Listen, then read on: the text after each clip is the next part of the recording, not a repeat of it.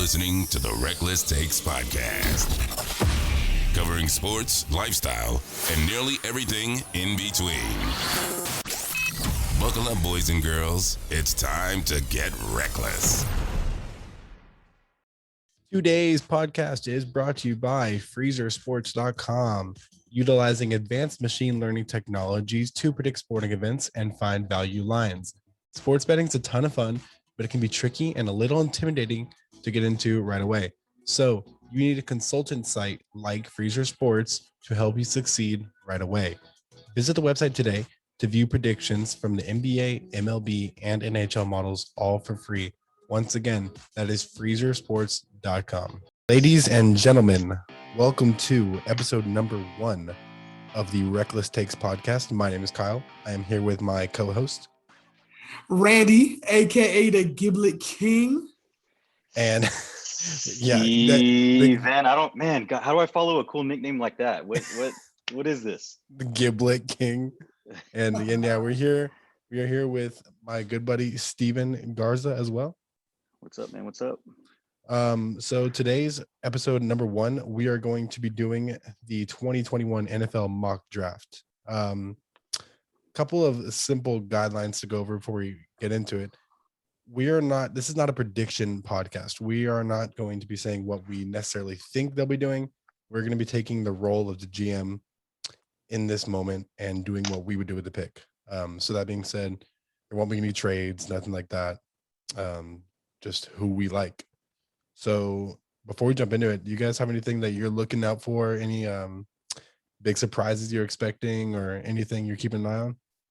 What the Niners do at 3 and what the Falcons do at 4. That's where this draft starts. I got to see what's going to happen. Yeah. With so much certainty with the quarterbacks, I don't remember the last time I was this excited for a draft. I just feel like there are so many things that can happen, so many dominoes that can fall. I'm going to be glued to my TV for sure when this draft is on. For sure. I think like you said, Randy, the 3 and 4, that decides 5 through 10 really, or 5 through 9 more like. But yeah, those picks are going to be huge, and 1 and 2 seem to be a certainty, but we'll see. All right, let's jump right into it then. So we're going to be alternating 3 ways. It's going to be me at 1, Randy at 2, Stephen at 3, and then so on from there. So that means that I have the number 1 pick in the mock draft. The Jaguars, who are just pretty much a joke of a franchise right now with no direction, just made the hiring of Urban Meyer. So he's looking to set them right. And so I'm going to go with Texas's kicker. Just kidding. No, so obviously here, the pick has to be Trevor Lawrence out of Clemson. So I am of the belief that this pick is closer than people think. And I know we're going to get into this a lot when we talk about the second pick here. But I think that this should be more of a thought than it is around the league. And I think that Zach Wilson is close to being as good of a quarterback as Trevor Lawrence. Maybe not at this moment, but ceiling wise, I think so. So Trevor Lawrence, number 1 pick, has to be the sure thing. He's one of the best prospects we've seen since guys like Peyton Manning. Number 2 pick.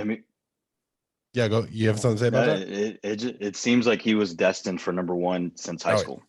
I just don't think that if you have that first pick, because I agree, there's some other QBs that could end up being or having a higher ceiling, but I don't think you can go any other way besides Trevor Lawrence. Yeah, I mean, 6'6", 220 pounds, 4'5", 40, and the guy he carries himself like a number 1 pick. And if you're a franchise with no direction, you just got to go for the sure thing. Yeah, you have to. All right, number 2 pick. With the number 2 pick, the worst franchise in the NFL right now, take, unfortunately, Zach Wilson. Me personally, I don't like Zach Wilson, but I get what they're doing. To me, I would have loved to see them keep Sam Darnold and maybe take a weapon or a lineman here. And that's what I was contemplating the last 2 to 3 weeks until the trade. But Zach Wilson does make sense here. He has a nice arm. he does have he has some development issues. He does need to develop a little more. That's why I think that Zach Wilson would have been better with a team like the Niners to sit behind Garoppolo a little bit. But we're honestly going to see how good he is week one. He's going to start week one. Mm-hmm. He has a nice arm. They got another pick later in the draft. He's from BYU. My only I'm scared of Zach. The only thing that's scared of Zach Wilson is he really didn't have that much competition in college. Yeah, it's tough. And he struggled against pretty bad teams. So, I mean, this pick, if I was Jets, I would have went a different direction in quarterback. I think, to me, Zach Wilson is the number 4 quarterback in the draft. Justin Fields. Interesting. Justin Fields is 2. Because to me, from high school, because I used to watch a show called QB1. Mm-hmm. It was Trevor Lawrence, Justin Fields. They were both destined to be number 1, number 2. I don't know where people steered away from Justin, but it's going to be Zach Wilson here. I'm pretty sure it's 100% Zach Wilson. And I'm just excited to see what he's going to do here. Is he going to be good or is he going to be a bust? His ceiling is high, but the potential to be a bad quarterback is definitely there. Yeah, I agree. It's probably not going to be the kind of thing where he's a 10-year, solid Joe Flacco kind of guy where it's like he's good but not elite. It's going to be like he's an elite quarterback or he's going to be, a pretty bad one. I think my comparison to him, and this is hard, so I'm not even going to say my comparison. I think of him as like a Mahomes light ceiling. So he has this like interesting playmaking ability that I don't see from any of the other quarterbacks. Especially, I think he has a way better playmaking ability, like extending the play, than Trevor Lawrence. He made some crazy wrong foot throws, cross field, cross body throws, and like you said, the competition's an issue. But he can extend the play. He can get out of the pocket. He knows when to get out of the pocket. More importantly, for a lot of quarterbacks, you run into the problem of breaking it too early. But yeah, I agree. Zach Wilson should probably be the second pick. Yeah, it's 100% right there. All right, so that is on to pick number 3. Where the draft begins. Yeah. So here's where it gets interesting, and y'all got to hear me out real quick. So look, the Niners gave up a ton, right? Bunch of first-round picks. They traded, I think, a third-round pick. Mm-hmm. You can't pick anything other than a quarterback when you're giving up that much. You can't. But I will ask the question: if they could get a Travis Kelce for those picks, or a game changer like that, and line him up alongside Kittle, it's something to think about. Yeah, no, for sure. It's something to think about. And the thought of Kyle Pitts lining up opposite George Kittle with the defense that's ready to win already, with a quarterback that isn't 35, isn't 38, who's been to the Super Bowl, who was a pass away, I think it has to be considered.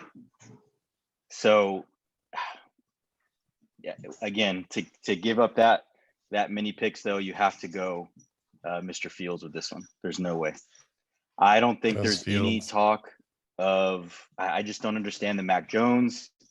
I don't understand how you take a Trey Lance here.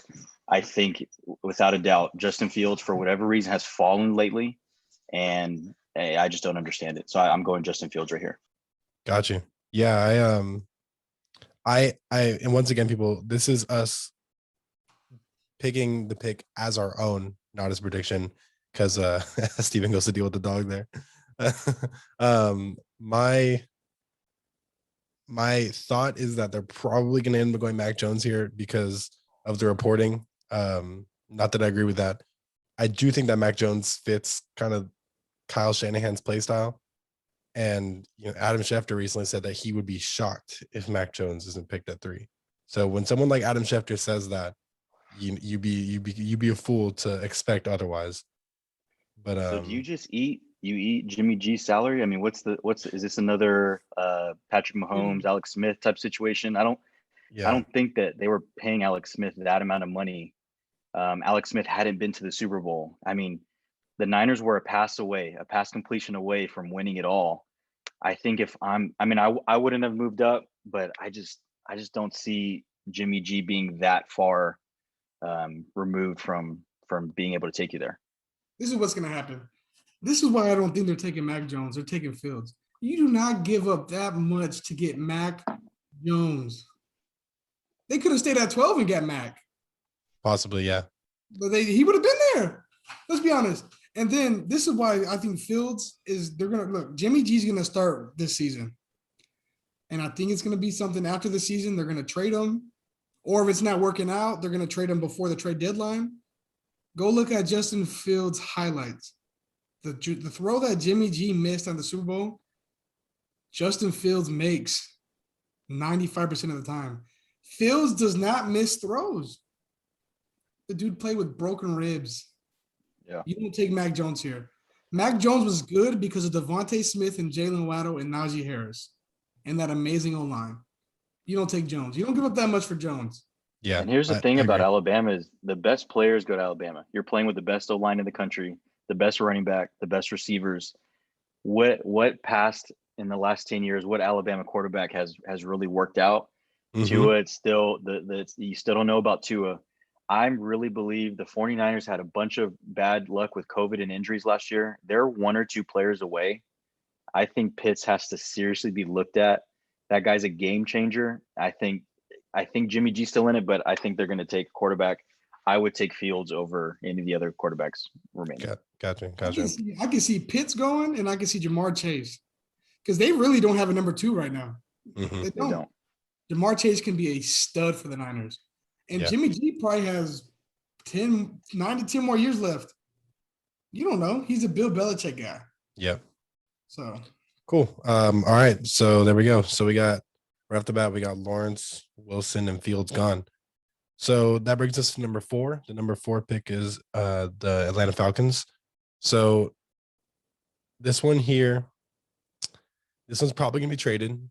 Once again, we're not thinking about that kind of stuff here. So the route that I'm gonna take is I'm gonna go ahead and take Kyle Pitts here.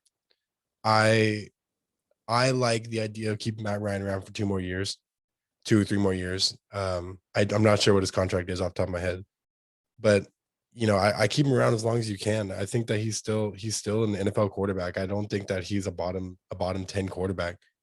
And there were some lows last year, but he turned them around towards the end of the year and he looked really good. So yeah, I like the idea of giving Julio some backup. And this is just gonna be if you have Pitts and Julio next to each other, and Pitts is such a versatile playmaker and one of the greatest prospects, non-quarterback that we've seen in a long time. And he has Kelsey or higher upside. So you line him up next to Julio. And once again, Pitts is not the kind of guy that you have to have on the line. You can take him out to the slot or even on the outside. So yeah, I just think the idea of having that offense is too good to pass up on. So I'm gonna go ahead and take Kyle Pitts with the Falcons. Let me ask you, I don't want to go backwards, but how do you compare Matt Ryan and Jimmy G? Because I almost seem like it's a similar situation. Is Matt Ryan that much better? He's that much better? No, but he's proven. That's all I would say he's not proven at the highest level, but he's won big games before. And I mean, he's been around for I don't know how many years. And not just that, but we know that Falcons ownership believes Matt Ryan. And so, once again, this is us picking, but yeah, I would still say Matt Ryan is a level above Jimmy G in my eyes. great pick. I can see them going Pitts or Jamar Chase here. Mm-hmm. Because the division they're in, the potential for any team to win, it's wide open. I don't care the Bucs just won the Super Bowl. That division's wide open. You bring in Sam Darnold to the Panthers. You got Jameis Winston on the Saints. Bring Matt Ryan another weapon, and let's work there. Yeah. Because Kyle Pitts technically does not have to play tight end for them because they still have Hayden Hurst. Move Pitts to the slot, and you still got Calvin Ridley. You got Julio. I don't even know who they're going to have a running back. I think they might have signed Mike Davis. I'm not 100% sure. But even without a running back, that's still one of the better skill groups in the NFL. If you put Pitts in there. It could have been good last year. They literally All right, this is the craziest stat I've seen. If you stop the game at halftime, the Falcons would have won the division. Like, say the score at halftime, and that's it. It's over. Mm-hmm. Falcons would have won the division. They would have been like 11-5 or 10-6. Yeah, there was a lot of just random series of unfortunate events in their season. I can see them going defense here too. I can see Patrick Surtain going here because their quarterbacks are literally garbage. Yeah. But great pick at Kyle Pitts. If he's there, they're not trading. Kyle Pitts is my guy. Don't get a quarterback. You do not need a quarterback right now in the division. Yeah. You don't. Agreed. It would be like a Jordan Love type situation with the Packers. Yeah. Why are you taking quarterback here? Yeah. All right, that's you. Oh, Bengals time. I thought about this all week, and I said whatever happened at 4 was going to make me pick at 5. What I was going to pick at 5. I honestly thought you were going to, throw a little curveball and take Penei Sewell at 4. Nah, they need O-line too, but this pick at 5, this has to be the pick. It has to be Jamar Chase. I'm taking Jamar Chase at number 5. It has to be. Agreed. This is why people are going to say, let's get Penei Sewell. Let's get an O-lineman, Rashawn Slater. There's still 6 more rounds in the draft. You can honestly. Okay.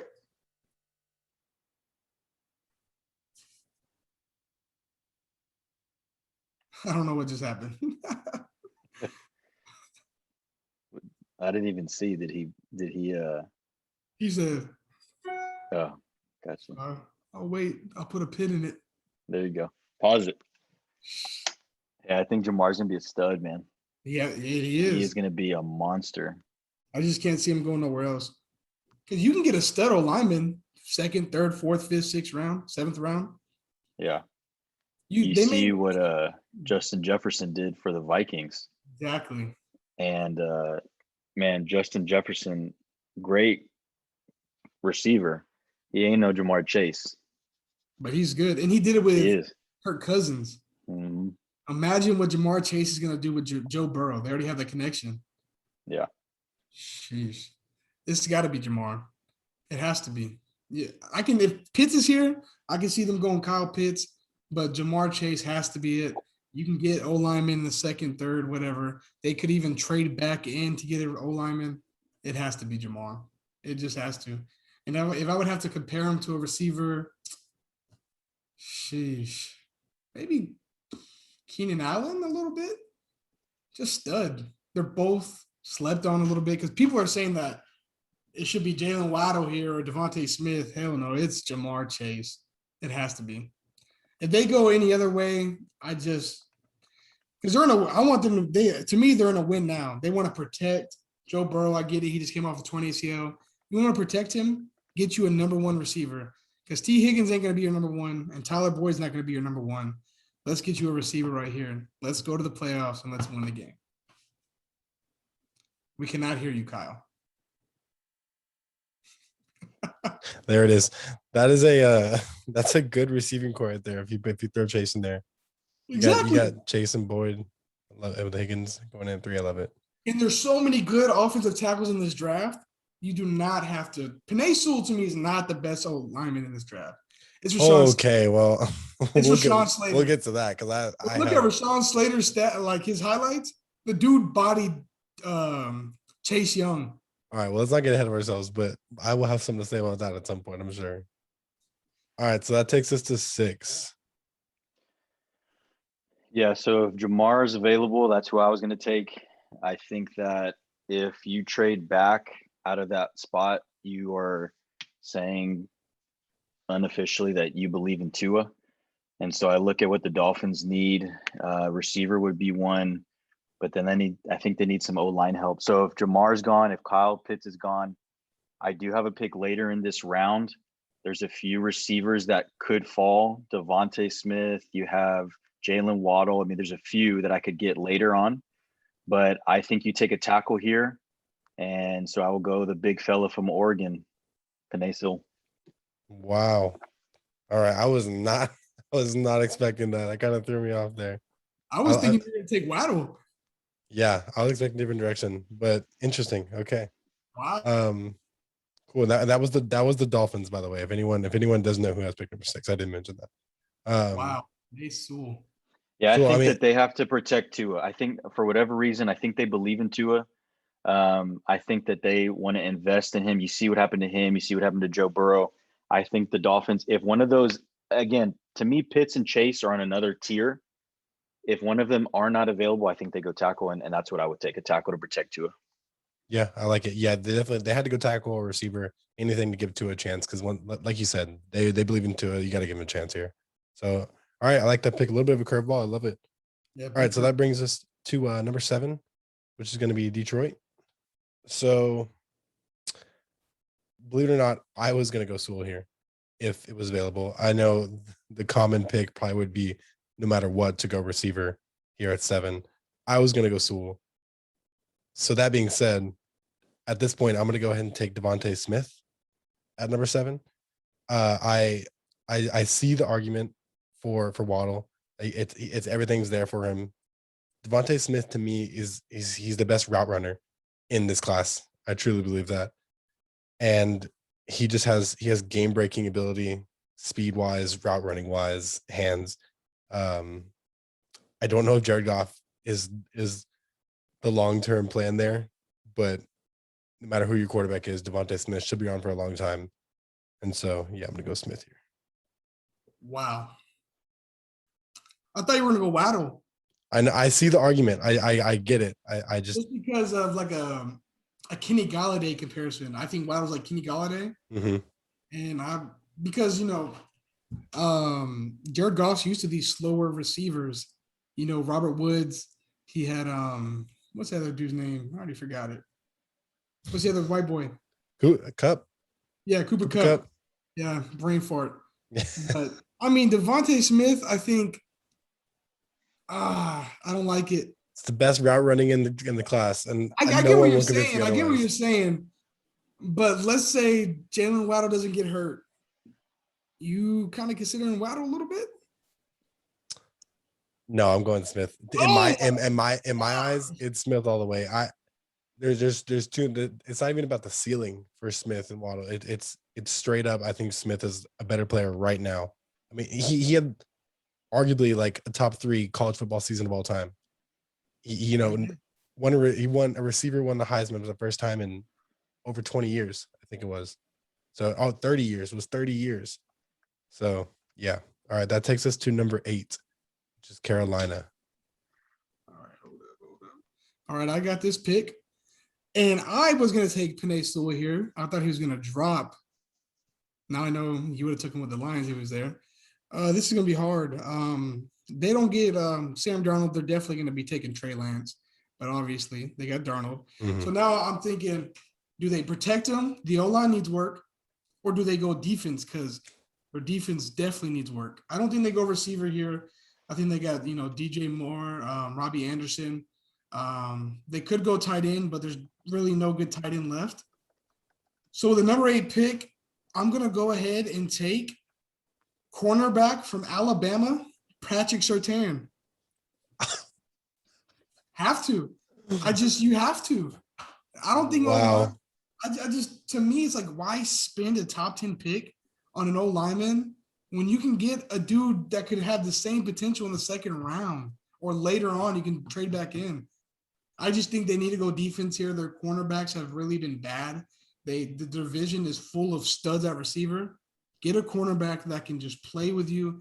And Surtain gets a lot of picks. To me, he's like a Stephon Gilmore type cornerback. You have to go here. I thought he would be at 4. He's not there. I was kind of leaning towards Rashawn Slater, but I don't think he's a stud. I think he's the best tackle in the draft, but you got to go Surtain. You have to. Cornerback right there. I know people say, let's get the Panthers, let's get Sam Darnold some more weapons. Nah, let's get the defense some more weapons. You lost Luke Kuechly. You don't have a freaking captain on the defense. You got Jeremy Chin, who's probably going to be one of the best safeties here in the next few years. So let's get Surtain. Let's just get the defense up. Defense wins championships, baby. That pick threw me for a loop. I was expecting him to drop a little bit, and that's around the range that he's probably going to end up going. But I was definitely expecting an offensive weapon there. You So wanted him at the Cowboys. I know what you wanted. you're damn right. I literally just had to cross him off of my list because I had him down for the Cowboys. But every mock draft says he's going to the Cowboys. Yeah, for sure. Yeah. But I So- can see Him and Diggs, man, him and Diggs paired up on the two corners. If Mhm. Dallas gets him, that'd be lockdown. Yeah. All right. So that takes us to number 9, which is going to be the Broncos. If I am in the Broncos war room and we have predicted the future, I am leaping for joy. And before that clock ticks off more than 5 seconds, I'm calling in Trey Lance. Drew Lock seems like a good kid. I don't think that he is that quarterback that you're looking for. And if he falls to the Broncos at this point, I think it's a no-brainer to take Trey Lance. I agree. I completely agree that's what you have to do here. You can argue all day about Mac Jones or Trey Lance, but for the Broncos playbook, just a playmaker makes more sense here. Someone who can extend the play and whatnot. But man, Lance, I was trying to get my quarterback rankings together for this episode, so I watched a ton of film on the quarterbacks. Trey Lance's one before we say anything else, his competition is concerning, extremely concerning, way beyond Zach Wilson's. I wrote something down here. He against the South Dakota State Jackrabbits, Trey Lance threw 7 for 14 for 62 yards. Against I didn't know that the South Dakota State Jackrabbits were a team, if I'm being honest with you. Was that the game one? Was that game 1? I don't remember. I think it was like the 4th or 5th game, but that's concerning. But once again, the playmaking ability to extend, get out of the pocket, and move with the ball, it's promising. So I agree. Let me ask you, what's your take on Wentz? Same school, same competition. Say what you will, he took Philly, got hurt, didn't go to the Super Bowl, but when they won the Super Bowl, he took him there. Do you think he could You're not duplicate wrong. that? You're not wrong. I mean, yeah, I would love for him. I don't think that he has the field vision or quite the feel for the game that Wentz had at this point in their careers. But I mean, point taken, there are quarterbacks that come out of smaller schools and can light up. I don't think that there's really comparison right now, but who knows? Patrick Mahomes. Mahomes. He has an arm like Mahomes. You look. I think you he's looked at me a certain type of way when I compared Wilson to Mahomes. Now you're gonna compare Trey Lance to Mahomes. Trey Lance is better than Wilson. Oh no. Okay. At the end of the day, Trey Lance is gonna have a better season than Zach Wilson. Wow. Okay. You know what? I'm gonna write that down right here. Look, and we're gonna do a yearly check back, and we're gonna come back to this. All right. Look at the weapons that Zach Wilson's going to.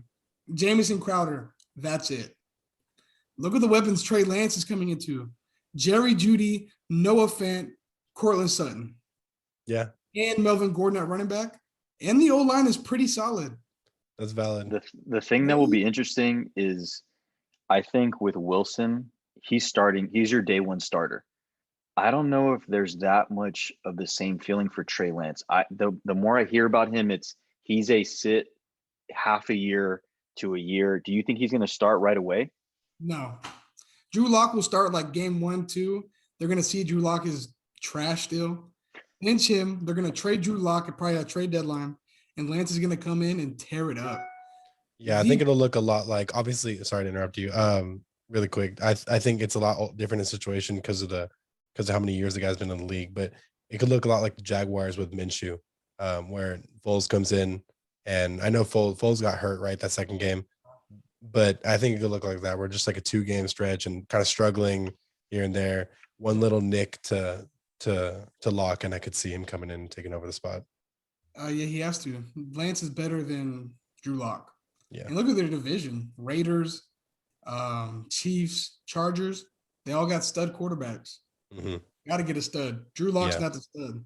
Drew Lock has made plays, but Trey Lance is better.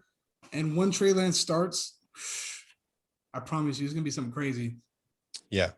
And he barely go look at his tape. He barely makes mistakes. He barely throws picks. Yeah. He makes good throws. No doubt. It is different in the NFL, but I think this is the choice. You got to. All right, so that brings us to number 10, which is going to be the Dallas Cowboys, my Dallas Cowboys. So Surtain was definitely who I was hoping and praying for here. So that got taken away from me. So I'm gonna go this. I know there's arguments here about who the next best defensive prospect would be.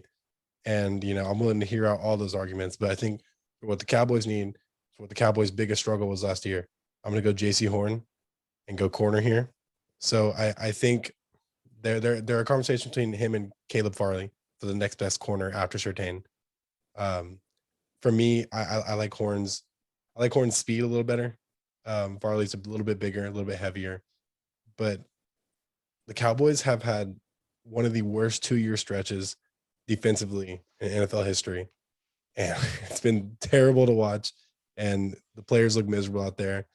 And before both seasons, there's all this talk. The Cowboys are that their defense has this personality about them with all this swagger. And after the second game, they just look deflated.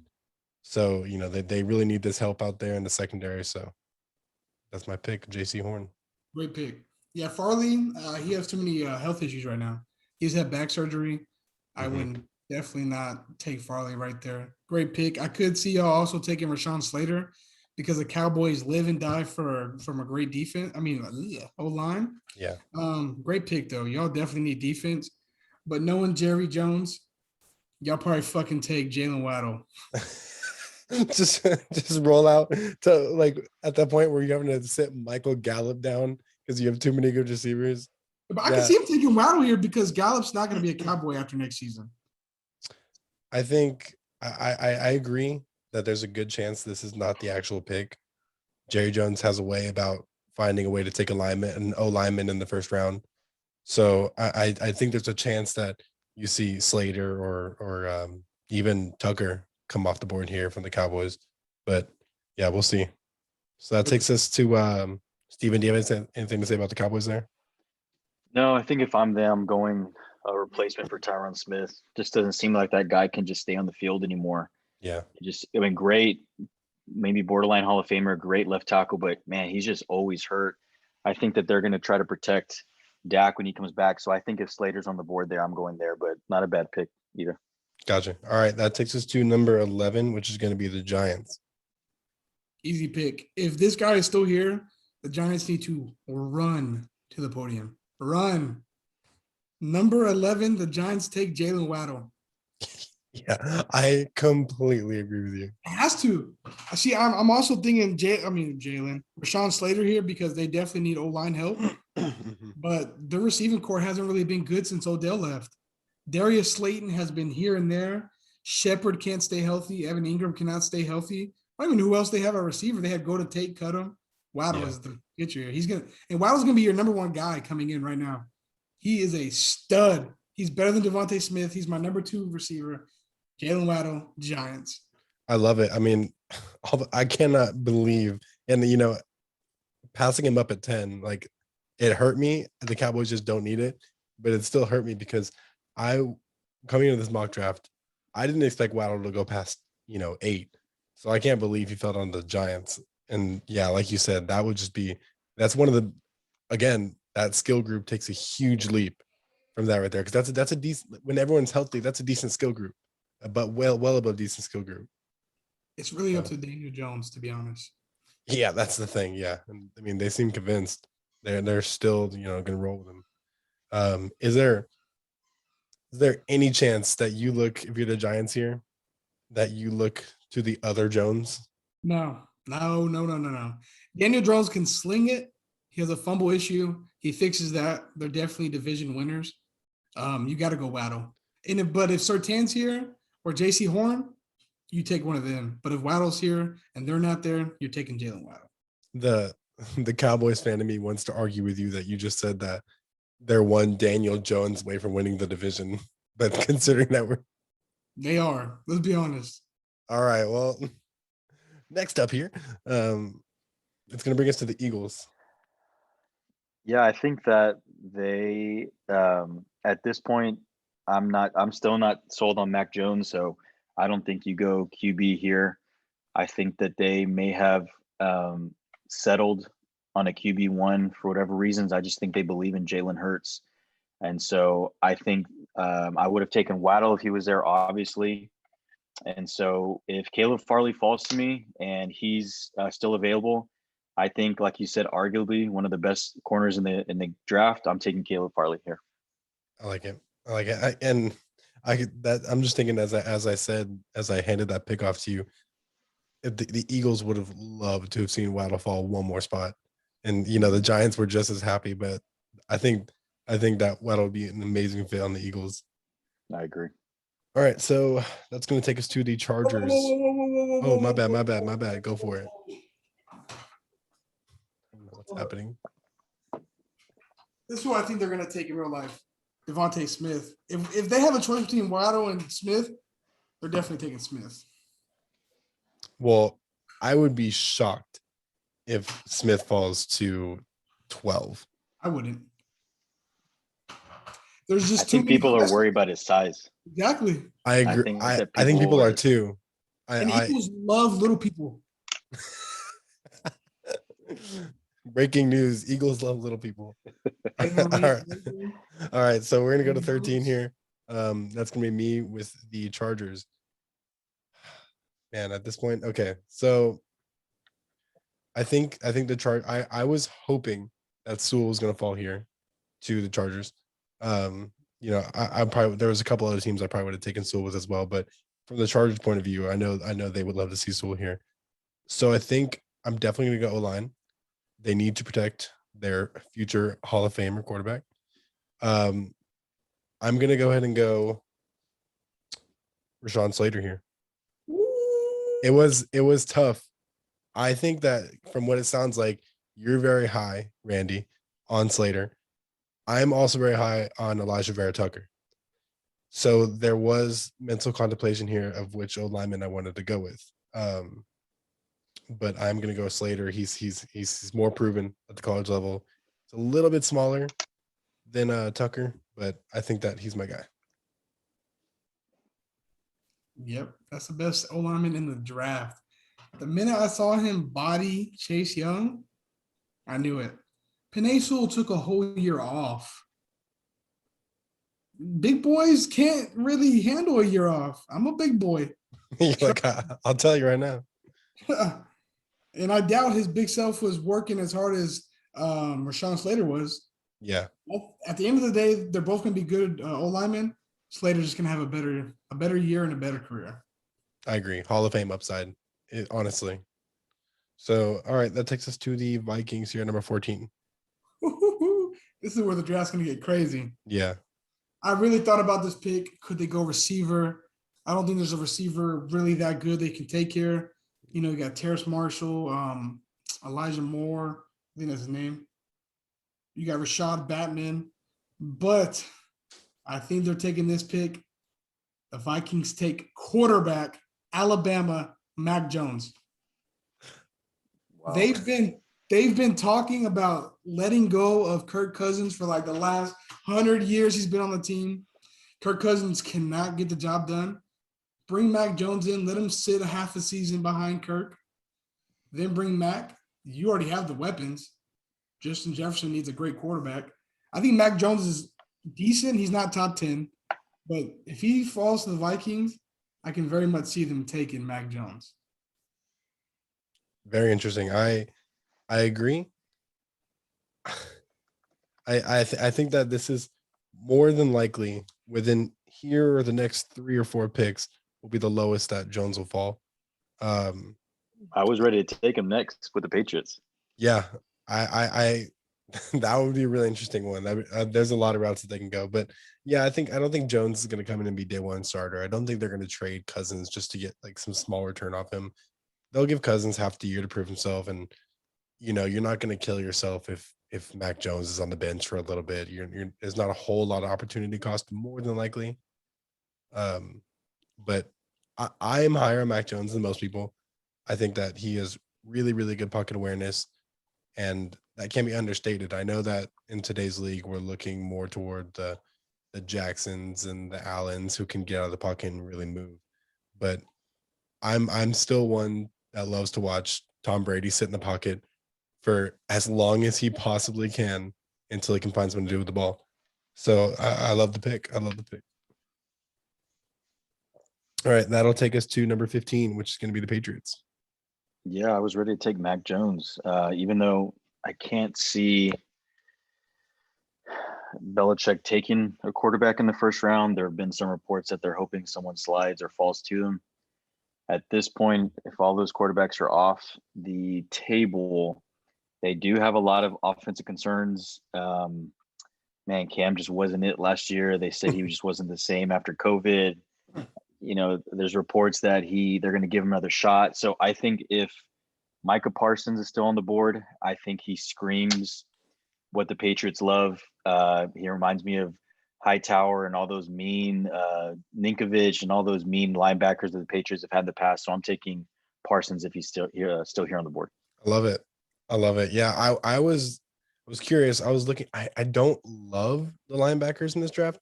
I think linebacker, I think defensive tackle and safety are kind of weak points in this draft, especially in this first round. I think there'll be some good steals later in the draft.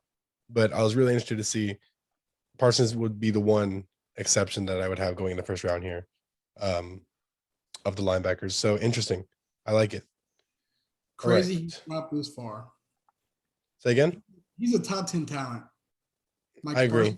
It's a wild draft, and I agree. I agree. He definitely belongs somewhere in the top 10 on a normal draft year. Yep. It's just All because right. he has off the field issues. That's it. So that's going to take me to number 16, which is going to be the Cardinals. I kind of want to make a pick here. There's a safe pick, and then there's a kind of out there pick. In light of recent events, I'm going to go ahead and take Etienne here out of Clemson. I'm going to get Wow. This you a-hole. What were you thinking of picking him? Yeah, later in the draft, I thought he was gonna fall. Yeah, and I do think he's gonna fall. I don't think he's gonna go this high. I would be shocked if he goes top 20, to be honest. Just because teams are starting to learn from using their higher picks on running backs. It's risky, it's there's big risk there. But I just think having traded Kenyon Drake, while I do love Edmonds, I don't think he's a running back one. And if you're looking to win right now, the way that the Cardinals are, you cannot have the running game consist entirely of Kyler Murray. And so, yeah, I'm going to have to go running back one here for the Cardinals. Man, you mother sucker. There was a safer defensive pick. I'm hoping I can get him with one of my other teams. You're not getting him because I'm taking him next. Let's see. Okay, well, we got the Raiders. The Raiders, what they need is defense. I think their offense is pretty solid. I could see them taking O-line here. I just don't think there's an O-lineman really as good as some of these defensive players. Right now, they're regretting the Khalil Mack trade. Mm-hmm. They regret trading him. So let's get somebody that's going to be around, not as good as Mack, but could potentially be Mack. I'm going to really wreck this name here. They're taking linebacker out of Notre Dame, Jeremiah Owusu-Koramoah. That is not who I was. We were not on the same page there. That's not who I was thinking, but I do love the pick. You did wreck the name a little bit, but I love the pick. Damn. Yeah, they have to. I mean, I can see them going receiver if maybe Devontae Smith falls. I don't think he will. Maybe if Rashawn Slater falls a little bit, but they have to go linebacker here. If Micah Parsons falls, they're running to the podium. Yeah. They're running. They might tear an ACL running. All right, so that'll take us to 18 with the Dolphins. Yeah, I think we got a tackle earlier in the draft, and so we're protecting Tua. Now I think it's about getting him another weapon. They already have Devontae Parker as a decent number one, so I think I'm trying to pick a slot. And the kid that I like, who's a little small but is pretty quick, is Kadarius Toney from Florida. Oh, man. Oh, the sleeper receiver of the draft. I hate that. I agree. You were listing, Randy, you were listing receivers earlier, and you didn't mention Toney, and I was like, oh my God, Are they not No, going to think about? I don't think he's going first round. I was like, are they not going to? I disagree. I think there are a few teams here later, especially my teams who need receivers. I I was like, I don't think they're going to pick Tony. And I was like, there was like 4 teams on my board here. I was like, I don't know who I want to have Tony. And look, it's a copycat league. I think people see what Tyreek Hill's doing, and they want to find that next guy. They see Devontae Smith, the success he had as a Heisman. Man, Tony's a monster. He's not very big, but he's a beast. Yeah, and he, believe it or not, he has 30 pounds on Smith. So they're both smaller guys, but I mean 5'11, 190, 4'4", 40. He's quick as hell. He has way better hands than people are giving him credit for. I love that pick. I got Marshall over him. Really, I have Marshall slightly below. They're sleeping on him just because Jamar Chase is taking the hype, and last season he didn't do good because their quarterback was. I'm an LSU fan, so Marshall, it could be a stud. So that brings me down to number 19 here, which is going to be the Washington football team. This is a tough one. This is where I'm really thrown off my projections because I was hoping that I could get Jones or Lance to fall down here, and I can get us a quarterback. I don't know if it's going to be day one starter quarterback, but I wanted to get a quarterback for the football team. With that being said, I think I'm going to go weapon. Gosh dang, man. Okay, I'm going to go ahead and go Terrace Marshall. I'm going to take a receiver right now. I had Marshall slightly below Tony. So in my head, this just makes sense to take Tony immediately after. I think that Marshall probably belongs a little lower here in the first round, if first round at all, probably more around the 25 range or so. But I think for what makes sense for the football team, I'm going to go Marshall. Definitely. They definitely need another weapon besides McLaurin. I think Patrick can get it done for 1, maybe 2 years, but the football team's on a good route. Their defense they're studs. The offense is pretty good. Alex Smith did it with 1 leg. So exactly. There are still some really good defensive options on the board here, but I just think they're trying to win sooner than later, and they need to get that offense going in the right direction. You can't be scoring 9, 12 points a game. You got to get going, and McLaurin looks exhausted out there, man. He looks exhausted out there. Now they just signed Curtis Samuel. I know we're not doing trades, but I think with Samuel and McLaurin lined up, I think they're going to be one of the ones that are going to try to aggressively move up. Who's their quarterback right now? I think the depth chart says Ryan Fitzpatrick is who they signed. Man, I don't know. I think maybe he's a good plug, but I think I could see them moving up on draft day. Yeah, I agree. I completely agree. All right, so that'll take us to the Chicago Bears at 20. This one's a hard one too because I can see them taking quarterback. I don't think Andy Dalton is the future for Chicago. Andy Dalton has like 10 more years to live. He's definitely not the future. I just don't. I mean, I could see them being one of the teams that are very aggressive, trying to move up. But I'm definitely going to take the best defensive player that's still on here and the guy that has the most potential. Defensive tackle, Alabama, Christian Barmore. Once again, we're not on the same page. I keep thinking you're going to take my defensive player. I know you want to take, but I just don't see them being. They already have good edges. I just think the front 7 is really good for the Chicago Bears. They're missing a defensive tackle. I think Goldman's not the guy for them. He could be a guy, but I just think Barmore can come in, learn a lot from Khalil Mack being a rusher. I think this is the safe pick here. They're not going to go OT. The Bears never go offensive line. I don't know why. Look, man, Barmore's huge. He's 6'5", 310, and those Alabama defensive players, they don't play around. So I love the pick. All right, so that's going to take us to number 21, which is going to be the Indianapolis Colts. Yeah, I think with Wentz there, I am looking at Elijah Vera Tucker as a potential tackle or guard for them. I think he could play either. Yeah. At this point, there's still a couple great defenders on the board. They need some help on the defensive end. So I think I'm taking Kwity Paye with the edge rusher from Michigan. Dude's a monster. And I think he could really help again, I think the Colts are right there. Don't sleep on them being the Super Bowl next year. Mhm. I'm not predicting it, but I think that they're a couple pieces away also. So Kwity Paye from Michigan, I think that dude's a monster. I was playing games here with Kwity Paye. I kept letting him drop lower and lower and lower. And I was like, man, I don't quite like the fit here. I wanted to get him to drop 22, 25, somewhere around there. But I mean, to me, this guy has the potential to be higher than this, like top 15 pick. This guy can play. Really good physical tools and great feel for the game. So solid pick there for the Colts. That takes us to the Titans. So the Titans here, I definitely wanted to go receiver. Having my best 5 receivers off the board here. Obviously, I don't think that there's an offensive weapon that's worth taking at this point. So I'm gonna have to go. I'm gonna have to go Jalen Phillips here, out of Miami. I would have loved to take Paye here if I'm gonna go defense, but Jalen Phillips is the next best guy. Great physical tools again.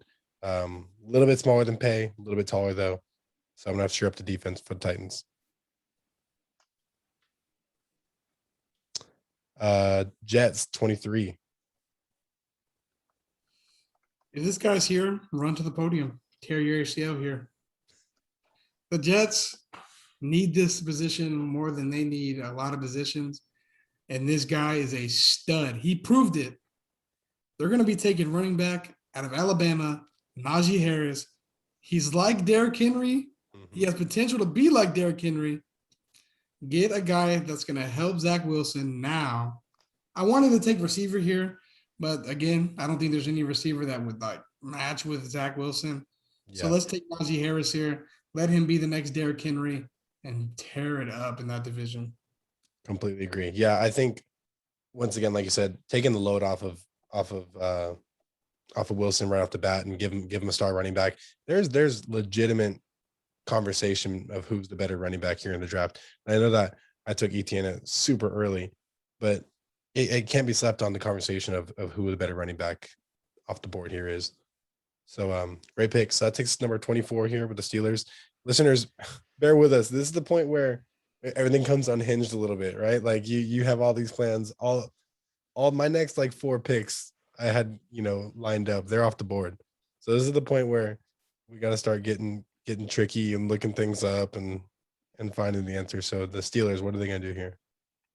Yeah, so I think you're considering a running back here. The top 2 have already been taken. I think I can see on draft day Etienne coming from the Clemson falling here. Mm-hmm. I don't know if Najee Harris is getting taken in the first round, but I agree the guy's a beast. So I'm going to do something a little off script.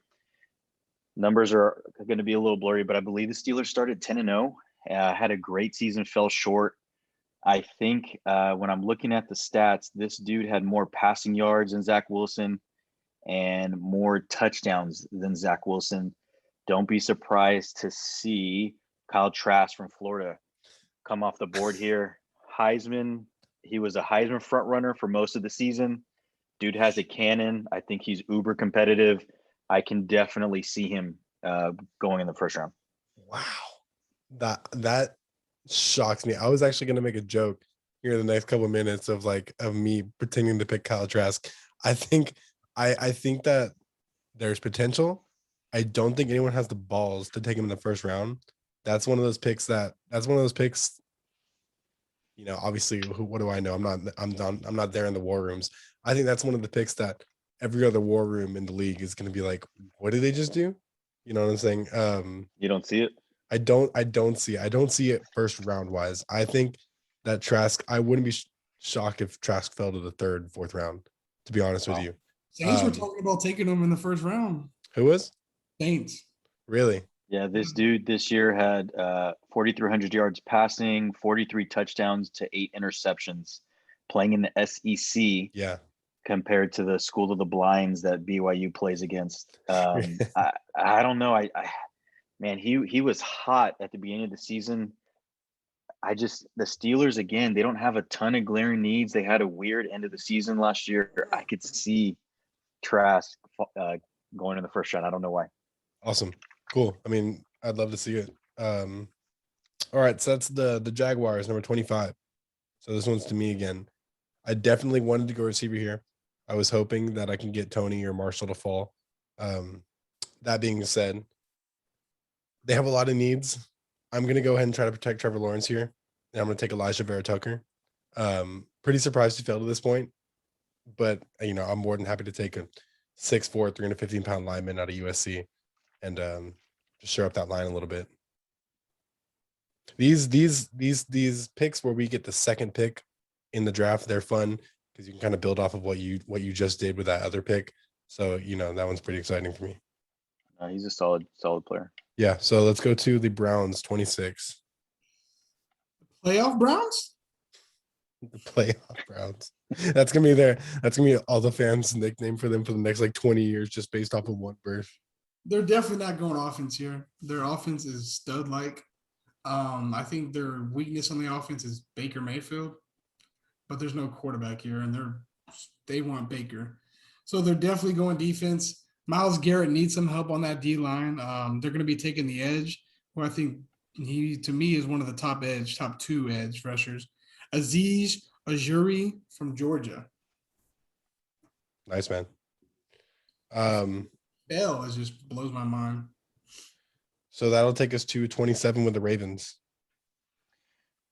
I think that they will be trying to protect their greatest asset, their quarterback who loves to scramble a little bit. I think this guy's a little underrated. We also obviously have the two big guys at the top of the draft board, but Christian Darrisaw from Virginia Tech, guy's a monster as well. Some of the stats are very similar to Penei Sewell's. He allowed 0 sacks, 0 hits, and only 6 hurries all of last season. So I can see the Ravens taking a tackle with this pick. Great, man. Great. Yeah, I agree. I had him next on my board, right above those first 3 offensive linemen that came off. I have a little bit of a conversation for the next 2. I'm sure one of these will get taken by me here at some point. But that's going to go back to the Saints. I know that Randy just went, but being a Saints fan, we're going to hand this one over to him. Oh, yeah, you gave it to me. There you go. Wow. What a nice guy. This is hard. So hard. You took Kyle Trask. That low-key was going to be my pick. I don't think Jameis Winston's our guy. I'm sorry. Go grab you a Sam Ehlinger. No, Come on, baby. Come on, baby. I can definitely see them getting Caleb Mons in the 2nd or 3rd round, but I don't think we're going receiver here. We can get one in the 2nd or 3rd round. It's a very deep receiver draft class. I think we're going to go cornerback here. Let's give Marshawn Lattimore someone that's going to help him. We just lost to Norris Jenkins. We're going to get Greg Newsome, who I think may be a little better than Caleb Farley just because of the health issues. But let's get Greg Newsome the 2nd, Northwestern. Okay. Got you. So Packers, number 29, Packers. My needs here, it's a little iffy. The Packers, they're not in desperate need of anything. Of course, if a quarterback falls here, they'll take another one. Go ahead and just stack them up. Just get all the prospects going. I have my notes. I'd like a wide receiver. I'd like a corner. I'd like a lineman offensively. So this one's a little biased. I have a couple. I definitely would have gone Darrisaw here if he had been on the board. I'm gonna drop down a little bit. I'm gonna go with my UT man, Sam Cosmi. He's the best offensive lineman to come out of Texas in a while. Well, other than Connor Williams, I suppose. But he looks really good. He has a really good feel for the game. This is a guy, obviously being UT, I watched a ton of, and so I love what I saw. So I'm gonna go Cosmi here for the Packers. Don't get me started on Williams, man. Sometimes watching the Cowboys, I get so frustrated. Yeah. Dude needs to put on some more weight. I feel like he still gets manhandled from time to time. Great technique, but God, sometimes he's young. He's still got a long career ahead of him. But I completely agree with that. The Cowboys offensive line, to get a little off track here, the Cowboys offensive line this past season was so frustrating because just 2 years ago, we were the best offensive line of all time, arguably, 2-3 years ago. And so to see all these injuries, we had at one time our four of our starters were gone, and it's so frustrating. And then whenever Connor was the only one left that wasn't injured, he can't keep it together and it's falling apart. And gosh, I completely agree with you. But yeah, it's been tough. that's neither here nor there. So that's gonna be number 30, which is the Bills. Bills Mafia. So I think they're going to take a freak. They need an edge rusher as well.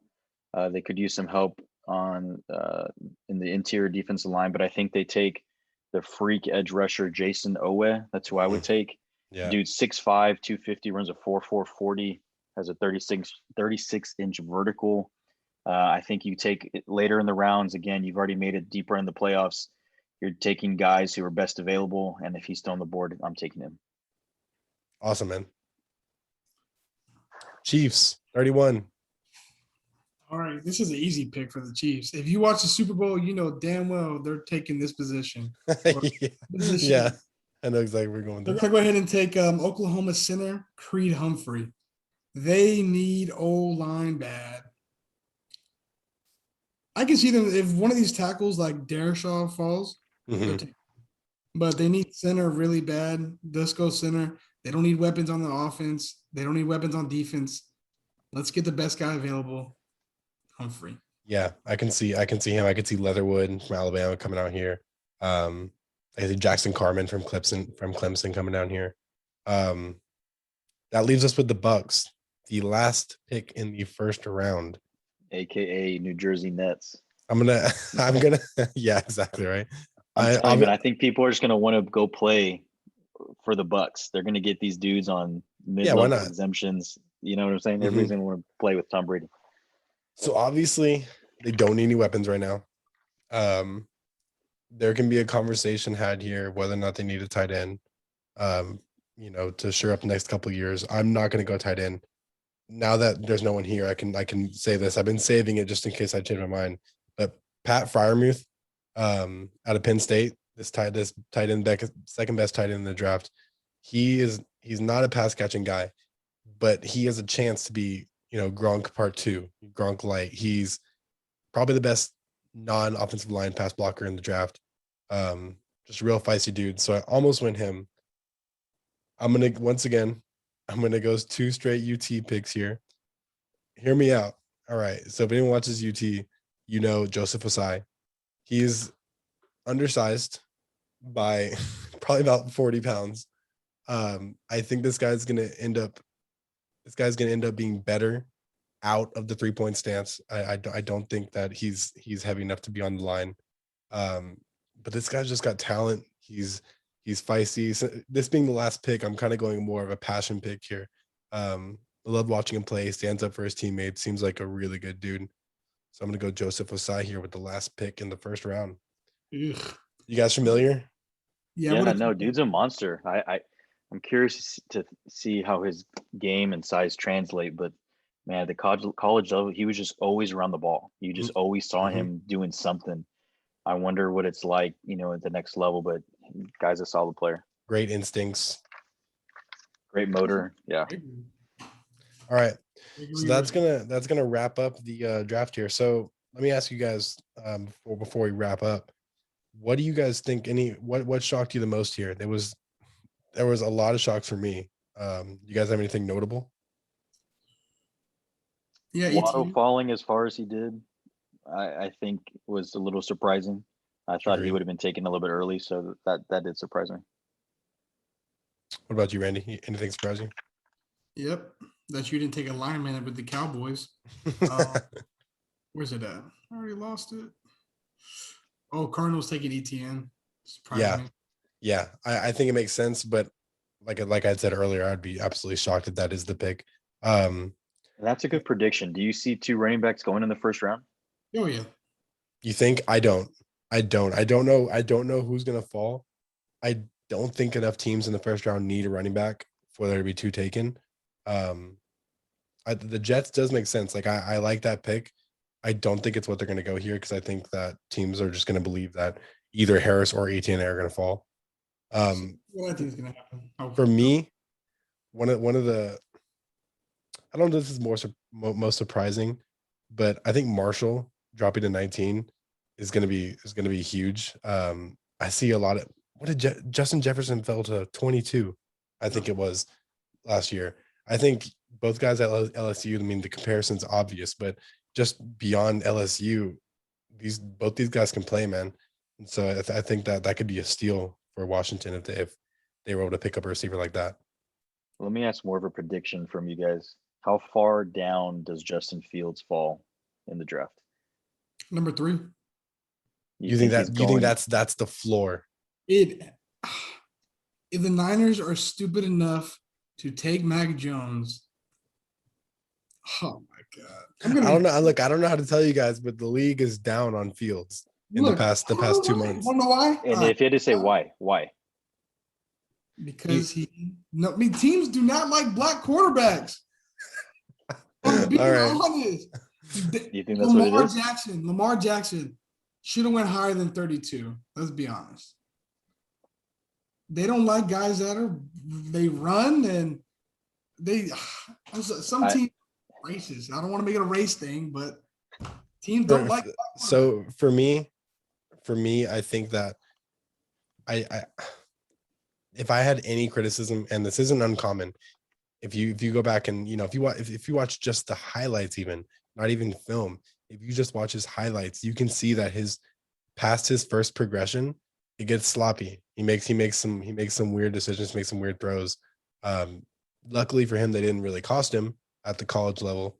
But if he gets to the pros and that doesn't get fixed instantly, and past and when he starts working through his progressions, and his first option doesn't work out, it's going to get bad. You're not playing college corners. You're playing the best of the best.